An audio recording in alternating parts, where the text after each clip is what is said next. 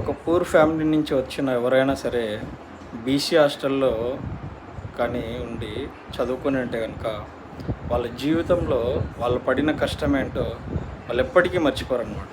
ఎంత రేంజ్కి వెళ్ళినా సరే వాళ్ళు పడిన కష్టం వాళ్ళ కళ్ళ ముందు ఎప్పటికీ ఉంటుంది.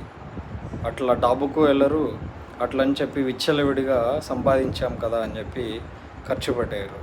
వాళ్ళకి కష్టం విలువ తెలుసు కాబట్టి బతికే లైఫ్ కూడా క్వాలిటీగా ఉండాలనుకుంటారు. ఎందుకంటే నేను దగ్గర 6th క్లాస్ నుంచి 10th క్లాస్ వరకు బీసీ హాస్టల్లో ఉన్నా అనమాట. అందులో లైఫ్ ఎలా ఉండేదంటే అన్నం వచ్చేసి అన్నంలో అన్ని పురుగులు ఉంటాయి, తెల్ల పురుగులు నల్ల పురుగులు ఉంటాయి. ఆ పురుగుల్ని ఏరి పక్కన పెట్టి తినేటోళ్ళం అనమాట. అలా ఏరి పక్కన పెట్టి తినేటోళ్ళం కదా. ఎవరికైనా అయితే ఫస్ట్ ఆ పురుగులు కనిపిస్తానే వామిటింగ్ వచ్చేస్తుంది. ఒకరోజు 2 రోజులు అయితే కాదు కదా. 6th క్లాస్ నుంచి 10th క్లాస్ అంటే 4 సంవత్సరాలు. 4 సంవత్సరాలు చదవడం అంటే 5 సంవత్సరాలు, 6థ్తో కలిపి 5 సంవత్సరాలు. అంత ఈజీ కాదనమాట. ఎలా అంటే పురుగులన్నీ తీసి పక్కన పెట్టేసినా కూడా రసం పోసినాడు అనుకో, ఆ రసం నీళ్ళు ఉంటుంది, వేడిగా ఉంటుంది, నీళ్ళు ఉంటుంది. కానీ ఆ రసం పోయడం వల్ల మనం తీసేసిన కొన్ని పురుగులు ఉంటాయి చూడు, అవి కాకుండా మళ్ళీ కొన్ని పైకి వస్తాయి అన్నమాట.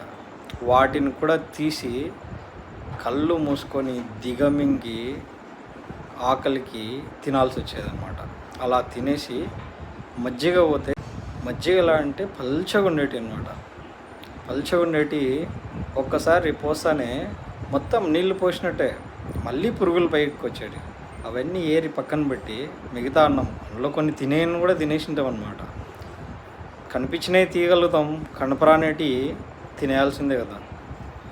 ఇట్లాంటి లైఫ్ ఒక బీసీ హాస్టల్లో బతికిన ప్రతి ఒక్క అబ్బాయికి తెలుస్తుంది అనమాట. అబ్బాయికి అమ్మాయిలు కూడా తెలిసిండొచ్చు, నాకు తెలియదు.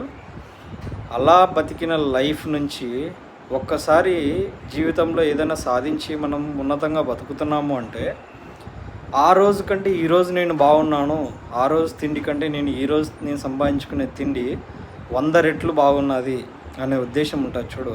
ఆ ఫీలింగే వేరప్ప.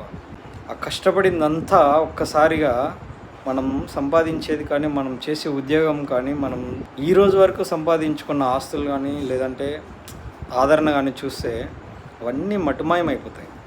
అందుకే బీసీ హాస్టల్లో ఉండి చదువుకున్న వాళ్ళు ఉన్నతంగా